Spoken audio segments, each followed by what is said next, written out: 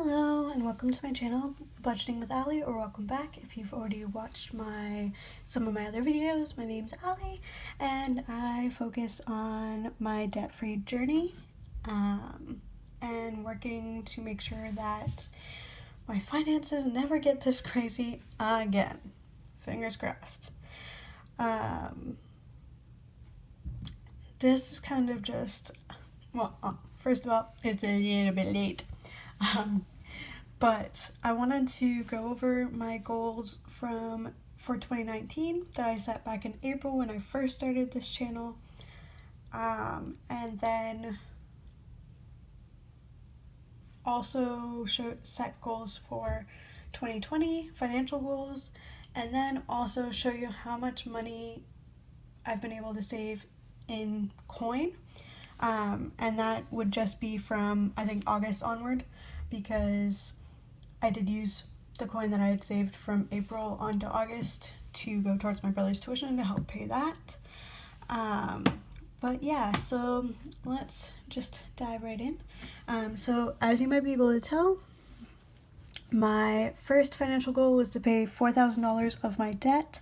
I met that in May 2019 with the help of an excellent tax refund that I got in March, and then I set a new goal right here of an extra $3,000 for a total of $7,000. So, and I met that in November 2019. So December was kind of like a freebie month, and altogether in 2019 I paid $7,767.66 of my student loans.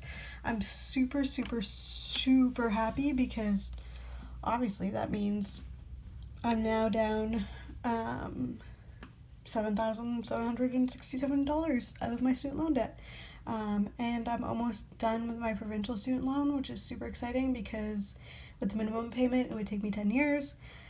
I am going into, I believe, I started paying it back November 2018, so it will be about a year and a half that I'll have been paying it when hopefully I have it paid off, so that's great.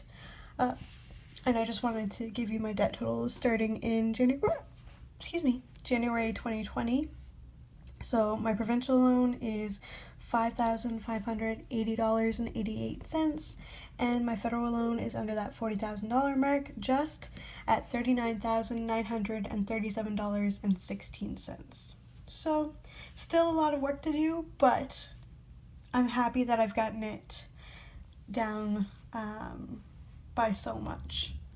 And I'm also only paying interest on my federal loan. My provincial loan is interest-free because my province has this cool program where if we live and file taxes in the province where we got that student loan from, then we can apply for a zero interest loan. And it's always approved. You just have to make sure you file your taxes in that province. Okay. So moving on to goal number 2, save an additional $1,000. This has not gone well at all. There's just been a lot going on emergency-wise, and so I'm actually this month just getting it back up to that $1,000 mark. So that's something that I want to work on for next year, is to build my emergency fund up to where it should be, considering I'm putting $50 a paycheck to that. So I'm going to do my best to pre-plan, remember what's going on in specific months, so I'm not tempted to dip into it, and hopefully with my brother graduating, we shouldn't have any worries about tuition.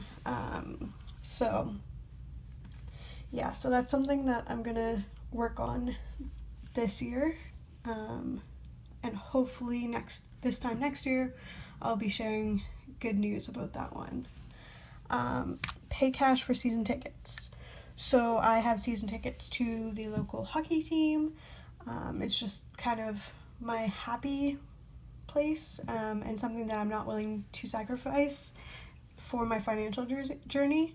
I do understand that it is a fair amount of money and it would make pretty much one whole payment for my federal loan, minimum payment, but it's something that makes me happy and it keeps me from getting too stressed out. So I just wanted to make sure that I saved that money.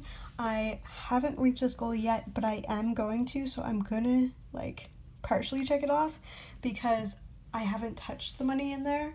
And I'm well on my way to saving to pay for my season tickets when they come due in July. So that's good. And number 4 is to pay cash for my playoff tickets, which I already did. Oh, sorry. So all in all, it was a good year financially. Even while I had my downsides and my troubles. But next year, I am really hoping to meet all of the goals that I'm setting. And speaking of that, let's go see what goals I've set. And I did kind of already write them out just because I wanted to keep this video simple. So here are my financial goals for 2020. First of all, I want to pay off my provincial student loan with the anticipated return from my tax, which I know I shouldn't count on, but I do have tuition credits, and that is going to give me a boost. I should be able to meet that goal in March or April whenever I get my refund back. So I'm really, really hoping to get that paid off as soon as possible, because number 2 of my goal is to pay $4,000 off of my federal loan by December. And that would take me down to about $35,000. If I could get down to the $30,000 mark or just below, I would be ecstatic. But for the moment, I just kind of wanted to keep things realistic in case I don't get as high of a return as I thought I was going to get, and do the $4,000. And these goals are going to include my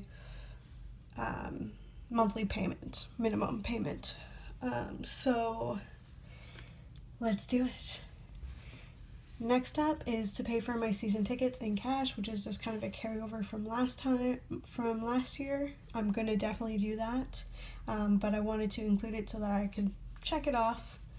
And then this is the goal that I want to meet for sure, is to save a total of $2,500 in my emergency fund, but that's including what is already there. So I'll have $1,000 there, and by the end of December, I want to make sure that I have that $2,500 so that I can have gone a year without having access to my emergency fund. I think that would be great, and I know things are going to happen, but I'm hoping that if things do, I can do what I'm doing this month, and just get that back to where it should be instead of putting extra towards my debt, although putting extra towards my debt is important.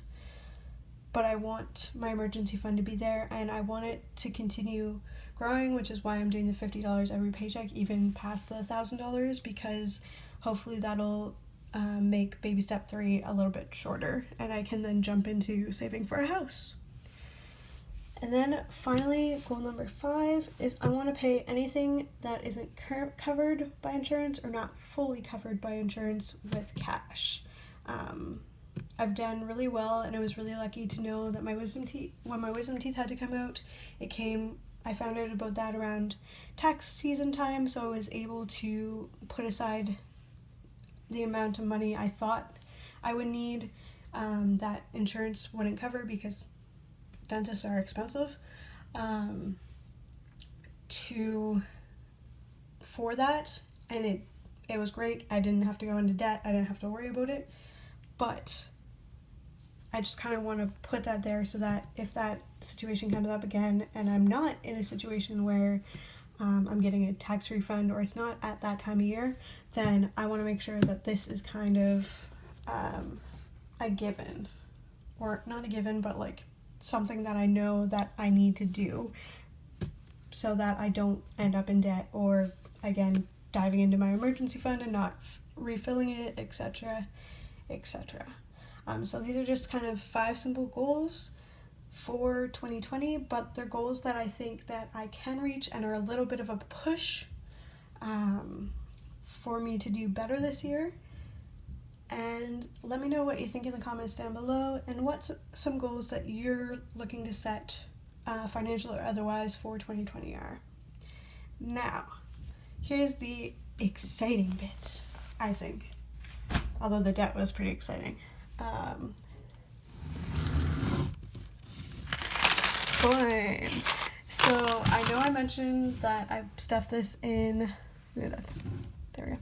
Stuffed this in my coin envelopes, which is what I was doing. But for Christmas, I had a family member give me this coin counter jar, and I just couldn't wait to use it. So I kind of grabbed all my coin and put it in here for 2019, and then after this video, I will roll what I can, put what I can't in some form of transport, probably the coin envelopes, and take it to my bank and get it added, and that's going to go for an extra debt payment.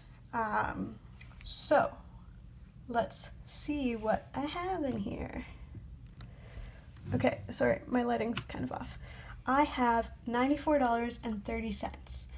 Back in August, I had $77. So altogether, I would have about $160 in coin saved from April to December. Like, guys, that's what, 8 months? That is awesome. And I'm hoping to do the same or better this year. And I'm really excited to roll this and take this in and put this towards my debt. That's going to be awesome. That's an extra $95 towards my debt. Okay. Super excited, guys. But yeah, so I'm going to empty this out, roll those coins, and take them to my bank. And then that'll be my extra debt payment. But one little note, I'm not going to do this, like submit this to my bank. I'm going to roll it tonight.